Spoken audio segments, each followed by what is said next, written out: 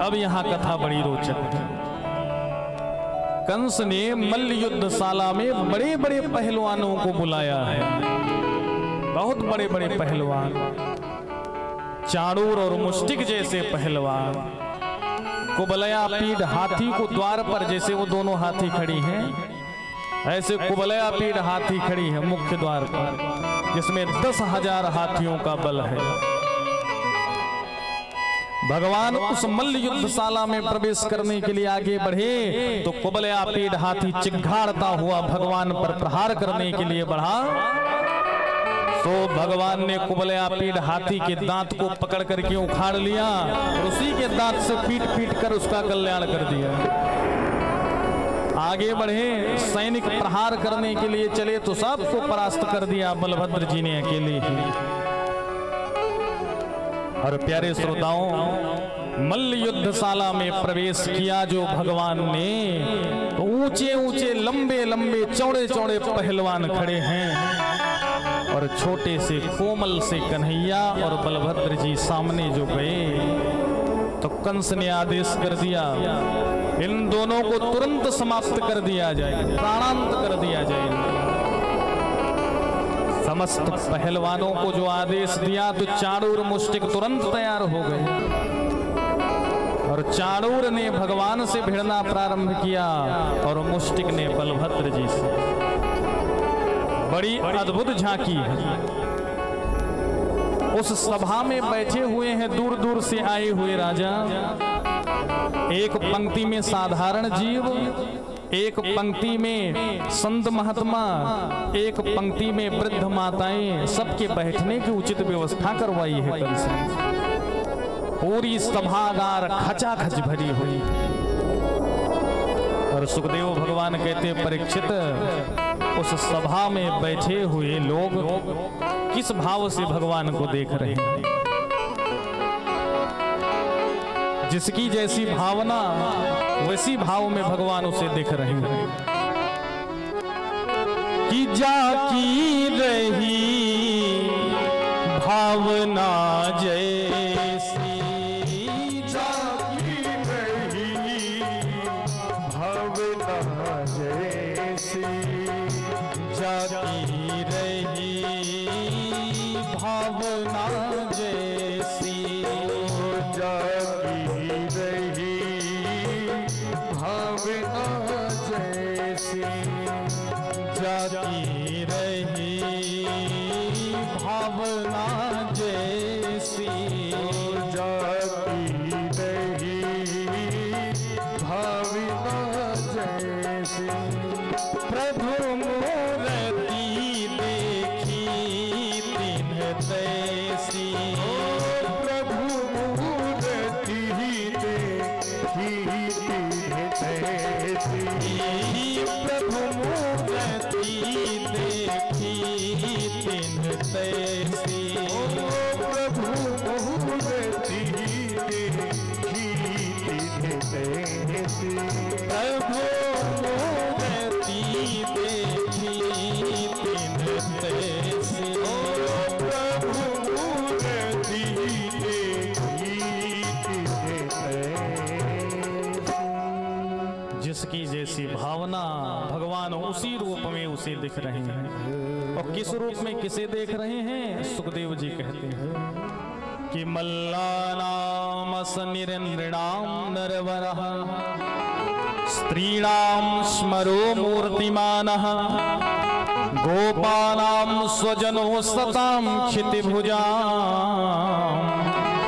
शास्त्रः स्वपित्रो शिशो मृत्युर्भोजपति विराट विदुषा तत्वं परम योगिना वृष्णीनां पर देवितेति विदितो रंगम गतः साग्रजः।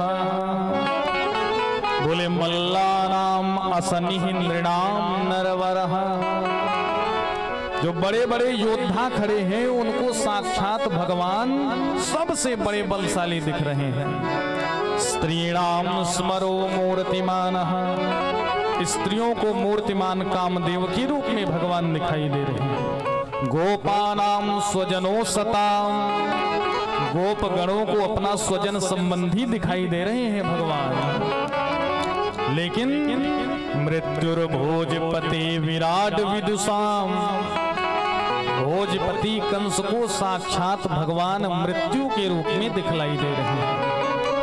मृत्युर्भोजपते विराट विदुषाम, लेकिन तत्वम परम योगिना, जो योगी गण बैठे हैं, ऋषि मुनि बैठे हैं, उनको परम तत्व के रूप में भगवान दिख रहे हैं। देख ही रहे हैं सब कि बूढ़ी माताओं ने मन में संकल्प करना प्रारंभ कर दिया कि मैंने जीवन में जितने भी पुण्य किए हैं, आज उन सभी पुण्यों का उदय हो जाए और उन पुण्यों का फल लग जाए बाल गोपाल कन्हैया को, तो इन सब मल्ल योद्धाओं को मार करके पिछाड़ जाए। इतने में कंस ने आदेश दिया, अरे मूर्खों, देखते क्या हो, पकड़ करके इसे मार करके फेंको जल्दी। चाणूर और मुष्टिक जुट पड़े। अरत्निद्वय अरत्निभ्याम जानुभ्याम सह जानुभ्याम, पंजों से पंजे मिल गए, घुटनों से घुटने मिल गए, वक्षस्थल से वक्षस्थल मिले और होने लगा मल्ल युद्ध। कभी चाणूर को भगवान परास्त करते तो कभी भगवान को चाणूर, कभी मुष्टिकासुर को बलभद्र जी मार के गिराते तो कभी बलभद्र जी को मुष्टिकासुर परास्त करते।